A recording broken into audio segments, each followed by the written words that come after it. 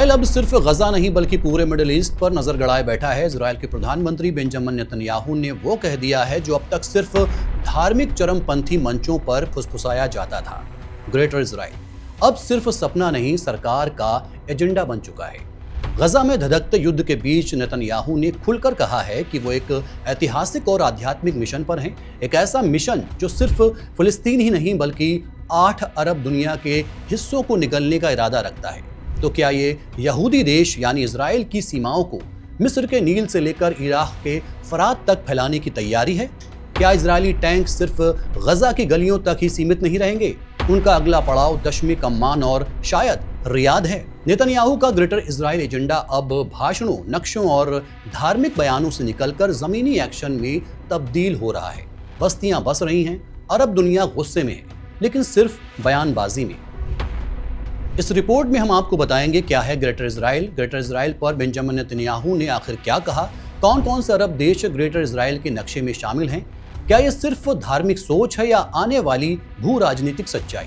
अरब देशों की प्रतिक्रिया क्यों इतनी कमजोर है? और सबसे बड़ा सवाल, क्या मिडिल ईस्ट एक और युद्ध की तरफ बढ़ रहा है? ये सिर्फ इजराइल की बात नहीं, पूरे अरब विश्व की हकीकत बदल सकती है। आखिर ये ग्रेटर इजराइल है क्या, पहले से समझते हैं। एक न्यूज चैनल को दिए इंटरव्यू में बेंजामिन नेतन्याहू ने कहा, मैं यहूदियों की पीढ़ियों के एक ऐतिहासिक और आध्यात्मिक मिशन पर हूं। साक्षात्कार के दौरान दक्षिणपंथी इस्राएल बेईतीनू पार्टी की पूर्व नेसेट सदस्य शरोल गैल ने नेतन्याहू को बाइबल के वादा किए गए देश का एक प्रतीकात्मक नक्शा भेंट किया और पूछा कि क्या वो इसका समर्थन करते हैं। नेतन्याहू ने उत्तर दिया, बिल्कुल। यानी जो ख्वाब अब तक सिर्फ इजरायली दक्षिणपंथियों का था, वो अब इजरायली सरकार के एजेंडे में शामिल हो चुका है। ग्रेटर इजराइल के नक्शे में संपूर्ण फिलिस्तीन, पूरा जॉर्डन, पूरा लेबनान, सीरिया का 70%, इराक का आधा हिस्सा, सऊदी अरब का 1/3, मिस्र का 1/4 और कुवैत का हिस्सा आता है।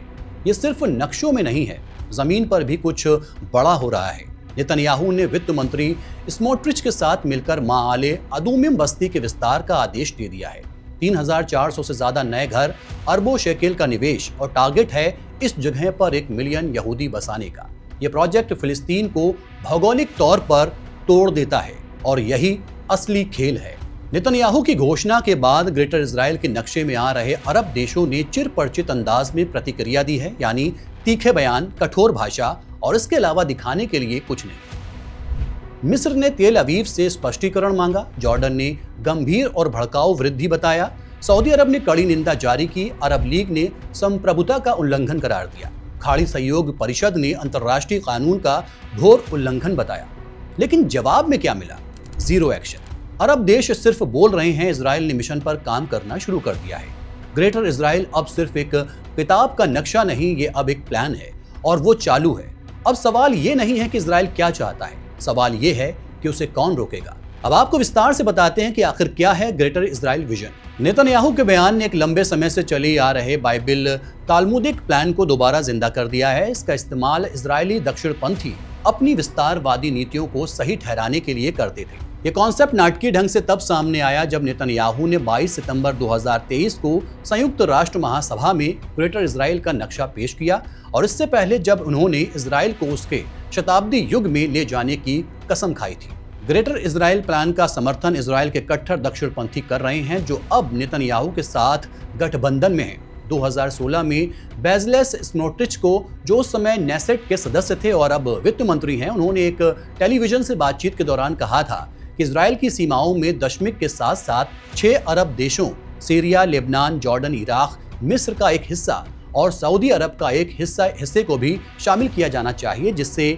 नील नदी से फरात नदी तक फैले एक जमीनी हिस्से का यहूदी सपना पूरा हो सके। मार्च 2023 में स्मोट्रिच ने पेरिस में एक भाषण के दौरान इस सोच को दोहराया। वो एक ऐसे मंच पर खड़े थे जिस पर एक नक्शा लगा हुआ था, जिसमें इजराइल की भूमि में फिलिस्तीन और जॉर्डन दोनों को शामिल दिखाया गया था। ये सोच इजराइल देश के जन्म से भी पुरानी है। 1904 में ज़ायोनी संस्थापक थियोडोर हर्जल ने मिस्र में नील नदी से लेकर सीरिया और इराक में फरात नदी तक फैले एक देश का वर्णन किया था। ब्रिटिश शासन के दौरान सक्रिय इरगुन जैसे चरमपंथी मिलिशिया ने भी ऐतिहासिक फिलिस्तीन और जॉर्डन दोनों देशों को यहूदी बनाने का ऐलान किया था। इस विचारधारा के समर्थक बाइबल का हवाला देते हैं। साथ ही ज़ायोनी आंदोलन के भीतर की आवाजें भी इजराइल की सीमाओं का विस्तार करके मध्य पूर्व के एक बड़े हिस्से को शामिल करने की मांग करती है।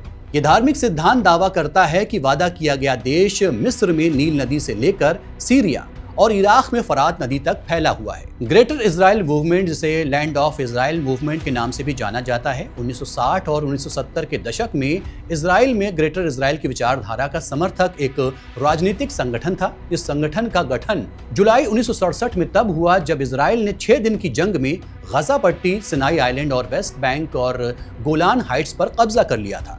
इसने इजरायली सरकार से कब्जे वाले इलाकों को अपने पास रखने और वहां यहूदी आबादी बसाने का ऐलान किया था। 1977 में मेनाचेन बेगिन के सत्ता में आने के बाद से लिकुड पार्टी ने ग्रेटर इजराइल की सोच को बढ़ावा दिया और इसे एक राजनीतिक मुद्दे में बदल दिया। इसमें वेस्ट बैंक के लिए बाइबल के मुताबिक यहूदिया और सामरिया को अपनाना और यहूदी बस्तियों में विस्तार को योजना के साथ बढ़ावा देना शामिल था। ग्रेटर इजराइल की बयानबाजी सिर्फ भाषणों और नक्शों तक सीमित नहीं है, बल्कि जमीनी स्तर पर भी इसकी जड़ें गहरी होती जा रही हैं। इजराइल ने माले अदुमिम बस्ती के विस्तार की घोषणा की है, जिसे कई लोग फिलिस्तीन के अलग देश की दशकों पुरानी मुहिम पर एक हमला मानते हैं। वित्त मंत्री बेजालेल स्मोट्रिच ने नेतन्याहू के समर्थन से माले अदुमिम को कब्जे वाले यरूशलेम से जोड़ने की लंबे समय से ठंडे बस्ते में पड़ी योजना के शुभारंभ की घोषणा की है।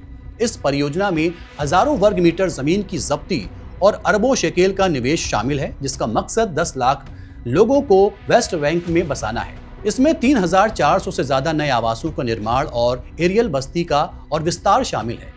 ये प्रभावी रूप से उत्तरी पश्चिम तट को दक्षिण से अलग कर देगा और इसे यरूशलेम से पूरी तरह अलग कर देगा, जो किसी भी भावी फिलिस्तीनी देश को कमजोर करता है। इस बाइबल के सिद्धांत को एक राजनीतिक मुद्दे में बदलना शायद नेतन्याहू के मौजूदा एजेंडे का सबसे खतरनाक पहलू है। इस मुद्दे को उछालकर शायद वो अरब देशों को चेतावनी देना चाहते हैं कि फिलिस्तीन पर पूरी तरह से कब्जे के उनके फैसले पर दूर रहा जाए। वो लंबे समय तक जंग जारी रखना चाहते हैं ताकि इन संकटों से बचाया जा सके जो उनके ऊपर है, यानी कि भ्रष्टाचार के आरोपों से उनकी नैतिक साख पर सवाल है।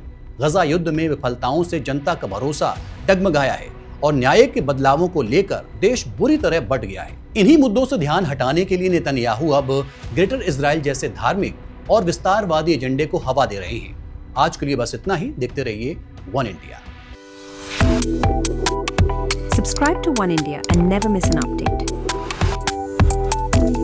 Download the One India app now.